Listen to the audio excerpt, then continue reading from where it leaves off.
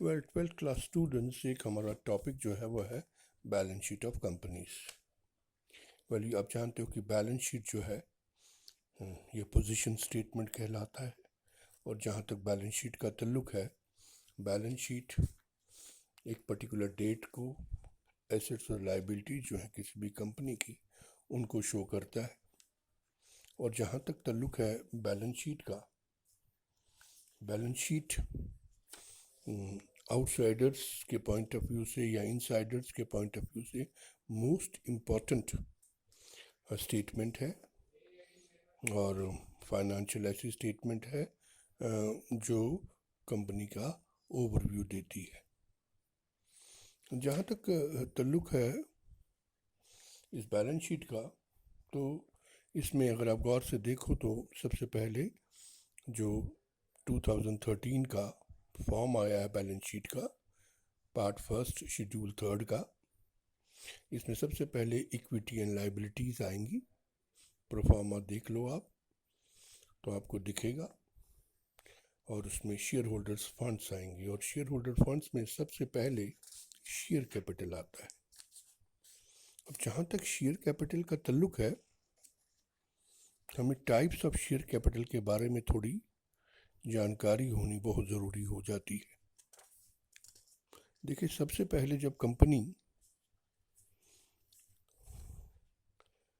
अपना इनकॉर्पोरेशन कराती है, और they have also to show capital clause in the memorandum of association, तो उसमें शेयर कैपिटल दिखाया जाता है। और share capital is the amount required by the company for its business activities. It is the amount which is raised from the shareholders. तो इसके kinds अगर देखे जाएं तो सबसे पहले ऑथराइज्ड या रजिस्टर्ड या नॉमिनल कैपिटल आता है। ये वो कैपिटल है जिससे कंपनी रजिस्टर की जाती है। Then there is issued capital. Nominal capital का वो हिस्सा जो पब्लिक को शेयरों के रूप में इशू किया जाता है, that is known as issued capital. अब इशूड कैपिटल के बाद जहां तक कंपनी का ताल्लुक है, सब्सक्राइब्ड कैपिटल आता है। सब्सक्राइब्ड कैपिटल का मतलब है कि जहां पर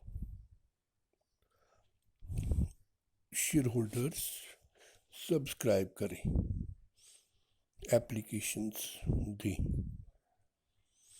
कि हमने ये लेना है। उसके बाद आता है कॉल्ड अप कैपिटल। जब कंपनी कॉल्स करती है कितने पैसे आप दो, और जो एक्चुअली रिसीव्ड कैपिटल है, that is known as paid up capital. तो बैलेंस शीट में जब भी हम शेयर कैपिटल को शो करेंगे तो उसके फुटनोट में ये हमें शो करना पड़ता है कि सबसे पहले उसमें रजिस्टर्ड कैपिटल था, उसको हम लकीर मार के या लाइन लगा के बंद कर देते हैं। सिमिलरली बाकी कैपिटल्स को भी बंद कर देते हैं, खाली पेड अप कैपिटल जो है उसको हम शो करते हैं, और उसमें से कुछ जो कॉल्स अनपेड हैं वो लेस करके दिखाते हैं। तो ये this is what the first item in the balance sheet appears. Well, इसके अलावा जहाँ तक किसी भी कंपनी का बैलेंस शीट है, ये बाकी आइटम्स भी शो करता है। और ये जो बाकी आइटम जो इनमें शो करना है, वो उसमें सेकंड आ जाता है reserves and surpluses. General reserve, बहुत किस्म के रिजर्व्स हैं वो इसमें शो किए जाते हैं। और थर्ड है money received against share warrant. उसके बाद इसमें लायबिलिटी साइड में दूसरा पॉइंट आ जाता है शेयर एप्लीकेशन मनी पेंडिंग, जो आउटस्टैंडिंग्स है। फिर थर्ड में हम नॉन करंट लायबिलिटीज़ दिखाते हैं, जिसमें लॉन्ग टर्म बोरिंग्स दिखाते हैं, टैक्स लायबिलिटी दिखाते हैं, और लॉन्ग टर्म लायबिलिटीज़, और फाइनली लॉन्ग टर्म प्रोविजंस भी दिखाते हैं इसमें।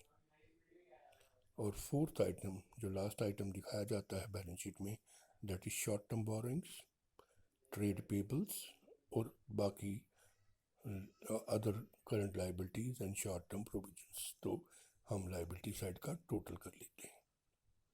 जहाँ तक एसेट साइड का ताल्लुक है, उसमें दो ही चीज़ें दिखाई जाती हैं, एक नॉन करंट एसेट और उसके अंदर हम fixed asset, non current investment, deferred tax, long term loan and advances और अदर नॉन करंट एसेट्स दिखाते हैं।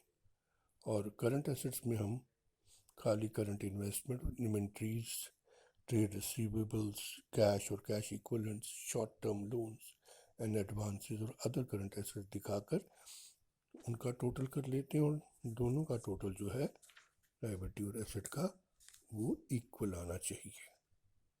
तो जहाँ तक हमारा न्यूमेरिकल का ताल्लुक है, या तो हमें बैलेंस शीट ड्रॉ करना पड़ता है, उसका परफॉर्मा पेपर में आता है, या बताया जाता है कि कौन से आइटम किस में आएंगे।